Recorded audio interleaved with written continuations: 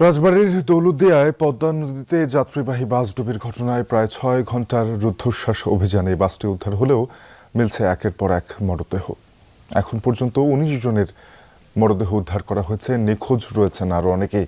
ঘটনাটি তদন্ত করতে গঠন করা হয়েছে দুটি কমিটি। নিহতদের পরিচয় শনাক্ত করে স্বজনদের কাছে হস্তান্তর করা হবে মরদেহ।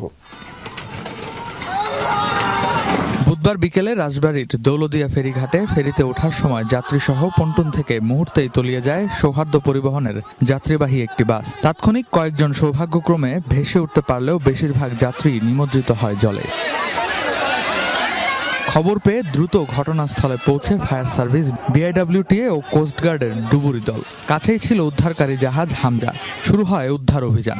অল্প সময়েই নিশ্চিত করা হয় বাসের অবস্থান। টেনে তোলার পর পাওয়া যায় একে একে ১৭ জনের মরদেহ। উদ্ধারকারী জাহাজ হামজার ৬